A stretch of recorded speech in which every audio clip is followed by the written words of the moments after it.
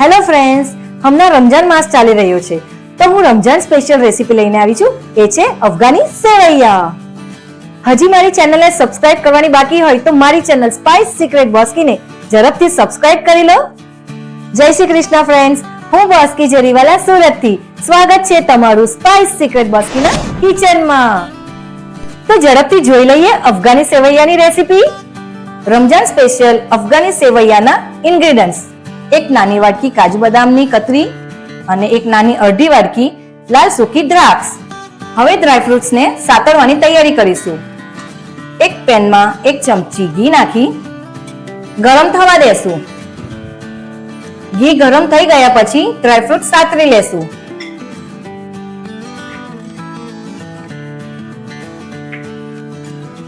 Dry fruit સાતરાઈને golden brown થઈ ગયા છે તો હવે એને એક પ્લેટમાં કાઢી નાખશું.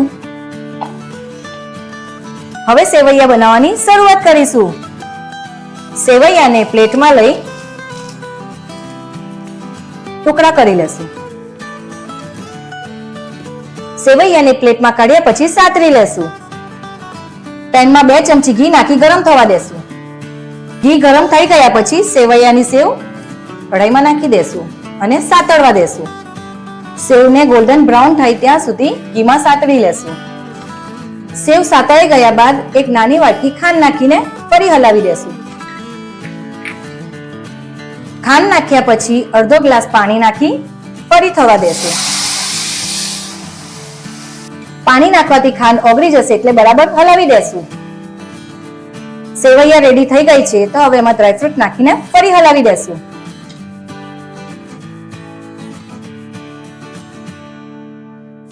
બધું મિક્સ થઈ ગયા પછી ગેસ પરથી ઉતારી દેશું. હવે સેવૈયાને એક બાઉલમાં કાઢી લેશું જેથી સેવૈયા છૂટી અને ખીલેલી રહે. હવે નેક્સ્ટ સ્ટેપમાં એક પેનમાં દૂધ ગરમ થવા મૂકશું. દૂધ મેં અહીંયા 500 ml એટલે કે એક થેલી જેટલું લીધું છે. એક તરફ દૂધ ગરમ થઈ રહ્યું છે તો બીજી તરફ વાટવાની તૈયારી કરીશું. એમાં એક નાની વાટકી ચોખા, તમે કોઈ પણ લઈ શકો છો, મેં બાસમતી ચોખા લીધા છે. 2 ચમચી કસ્ટર્ડ પાવડર, એક નાની વાટકી દૂધ અને ચપટી એલચીનો પાવડર. આ બધું મિક્સ કરીને વાટી દેશું. બાસમતી ચોખા અડધો કલાક પલાળીને લેવાના છે.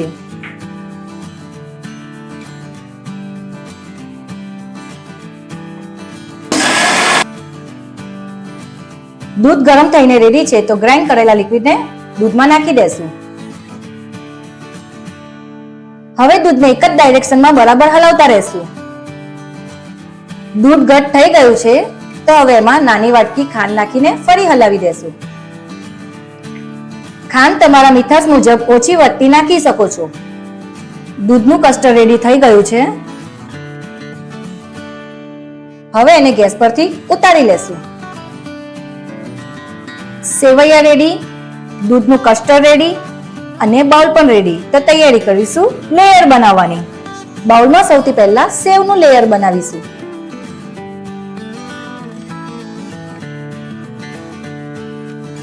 સેવૈયાનું લેયર પછી હવે કસ્ટર્ડનું લેયર કરીશું.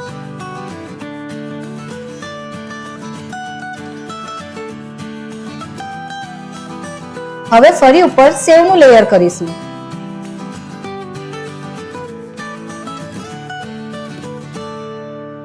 ઉપર ફરી કસ્ટર્ડ નાખી દેશું.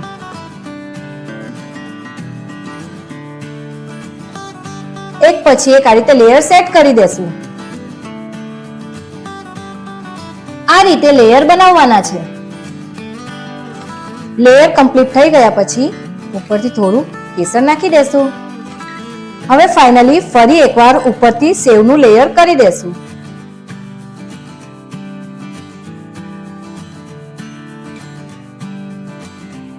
હવે ફાઇનલી ઉપરથી કાજુ બદામ અને પિસ્તાની કતરીથી ગાર્નિશ કરી દેશું.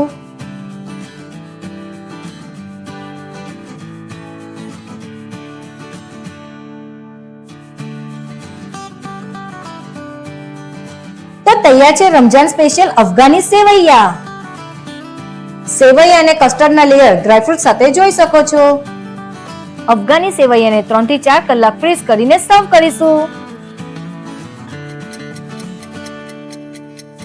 અફઘાની સેવૈયા ફ્રીઝ થઈને રેડી છે તો ટાઈમ થયો સર્વિંગનો.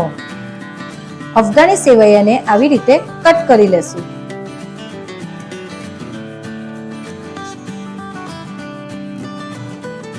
અફઘાની સેવૈયાને કટ કર્યા પછી ટાઈમ થયો પ્લેટિંગનો.